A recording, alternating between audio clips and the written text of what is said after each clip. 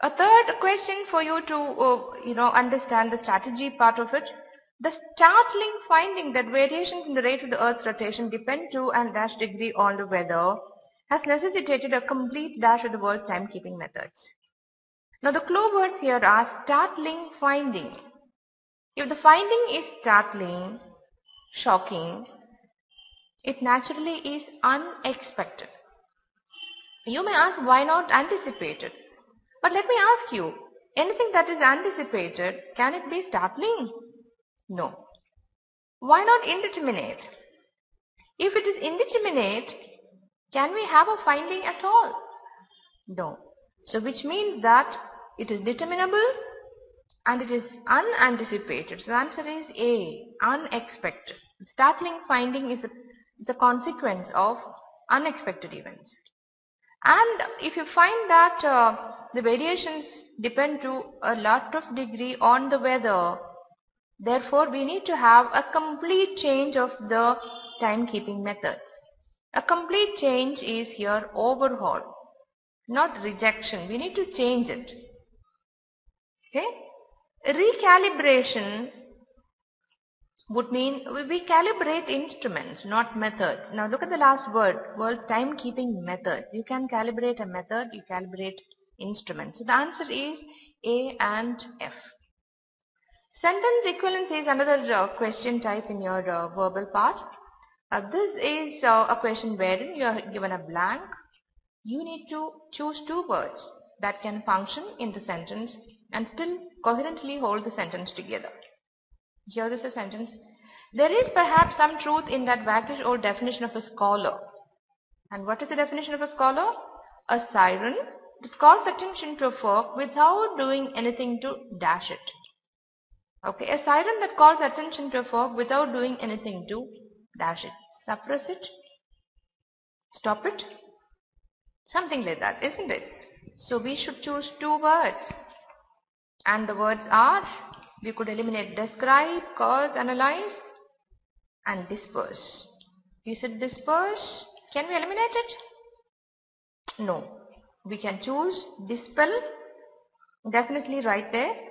Portray, analyze, cause, describe. Does it fit the context? No. To disperse. That would go parallel with dispel. Both individually, if you use these two words, the sentence is correct. You can still keep the sentence together in terms of its meaning. The next one is the newborn human infant is not a passive figure nor an active one, but what might be called a actively dash one. Definition is given here. What sort of actively dash one? Eagerly attentive as it is to sights and sounds. Eagerly attentive. So naturally selective and choosy. Why? It is neither passive nor fully active, but somewhere in between. That means it is active or selective. Choosy and selective, in which it shows that it is active but not fully. It is not fully passive, but it is a little more selective and choosy.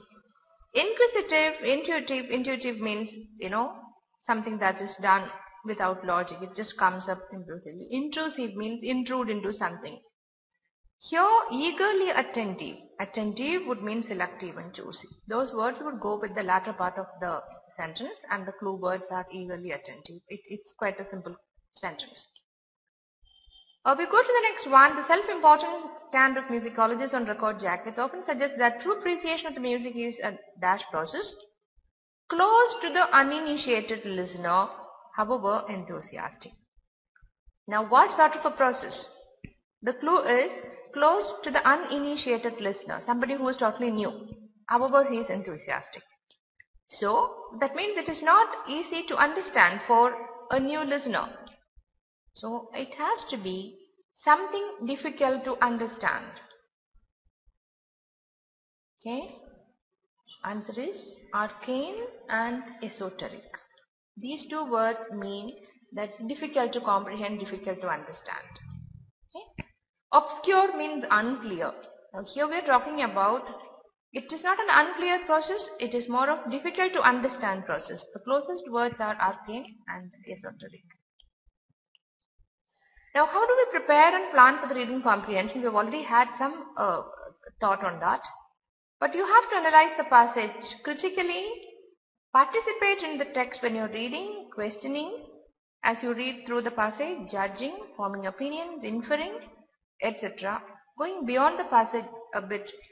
That is what verbal reasoning comprises. And you have to practice reading a lot of text to be able to do the reading comprehension properly. I think once that all these are initiated, it's quite simple. And I think sometime later we could take, another example case and just work on maybe. I'll get back to you on passages, how to handle passages. I hope this small presentation has initiated you into the GRE planning process for the verbal reasoning. Hope we shall stay in touch. Thank you.